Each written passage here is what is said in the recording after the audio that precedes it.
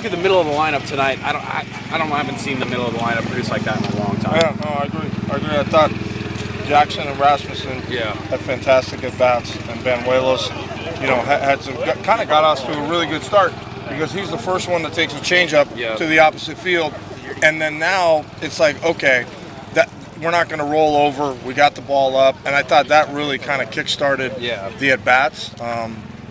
But I think we needed a change at Riverside. And I think to get some guys out of certain positions and to get some guys in some certain positions, hopefully at this point it doesn't really matter what we do as far as the flow of it. We just kind of decide how we decide to go, and we just take good at bats, So pleasantly surprised, optimistic that it can continue. Oh my gosh, why did it take so long? No. I don't think you can expect this much, consistently. Not against good teams, and they're a good team. So I think you take care of it and you enjoy it, but you got a quick turnaround tomorrow. We're going to get a different team tomorrow. It's going to be a good game tomorrow, and you just kind of go to work. So, yeah, would you love it to continue? You sure would, but at the same time, it's not realistic either, I don't think, for a body of time. What's up, Shotgun? What did you think of Chris? Struggled early, but able to get out of jam in the second inning, and it seemed like that completely changed things.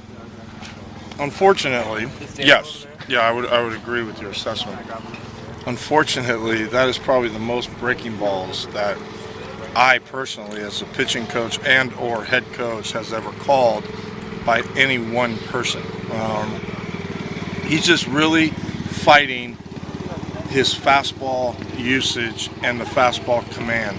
And so he has another pitch, which is a savior for him. And that was good to get him out of tonight. But he threw 113 pitches in 5 1/3 or 5 2/3 innings, and had some deep counts, had some long innings, had a lot of traffic, a lot of stretch pitches, and a lot of breaking balls. Now, you can't survive like that, both A, health-wise, and B, long-term. You're still going to have to pitch with your fastball. And that's all we've been trying to get with him to do. And it's been a challenge, there's no question.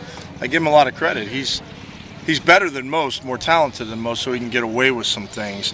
But at the same time, you like to continue to see a little bit improvements with them, as you go forward. And, we're waiting for the breakout Chris Mathewson party, to be honest with you, and we were hoping it would be tonight. But, hey, he grinded. He always grinds. He always competes.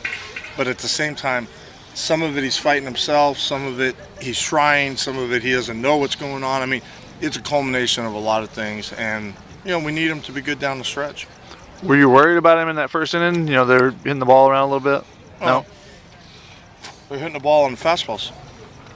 The whole game plan was to use – we had a game plan going in as far as what we were going to do if he fell behind or if he got ahead. And we actually executed it, but they did a good job, and we didn't do a very good job of actually executing the pitches that we wanted. We knew what pitches we wanted to throw. We just didn't do good. I thought they can always hit a fastball. They're never coming off that pitch. They do a great job. Larry's done a great job with them for years on that. So yeah, I mean, sure, you want to be able to have a little more margin for error with your fastball, but we didn't tonight. So we kind of had to throw the kitchen sink and try to get as far as we can, with Chris, and kind of go from there. And the offense is kind of an explosion for you guys, 21 hits. What positives did you see besides the results from the lineup tonight? I thought good plan the whole week, as you're going to focus on the Friday guy. I mean, you don't have a lot of practice days, so you're going to spend a lot of time on the Friday guy. And I thought we did a really good job of preparation, and they did a great job of implementing it as far as what we wanted him, what we needed to do to have success against him, because he's had a ton of success already this year.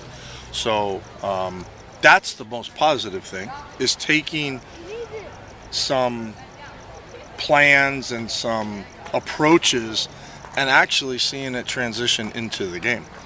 And no question the results are nice, but at the same time, I think the approaches led to the better chance to have better results. You know. And what's the importance of this series after you guys drop a series last week against Riverside, drop out of the top 25, which probably doesn't matter to you guys, but the RPI does matter, and you dropped in that as well. How important is this series against the team that's tied for first, and Fullerton loses today, so still tied for first over there. But how big is this series? I think every series is huge from here on out, Shotgun. I mean, the parity of this league and the West Coast is present. I mean, it's here. We're not running away from it. So every game's important. Every series is important. So this is very important because it's the series that we're playing.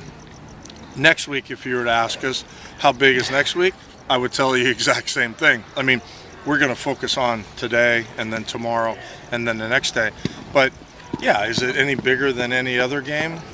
Shouldn't be, but, yeah, we know how important every game is at this point as we go down the stretch. So, yeah, it's huge. It's a great Friday night, but at the same time, we got to strap it on tomorrow, and so do they. And it's going to be a good series, and it's going to be a good finish to our conference. I mean, I really think it's going to be.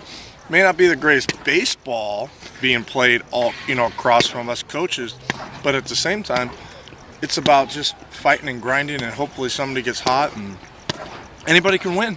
I mean, anybody can win. I mean, we're seeing that consistently.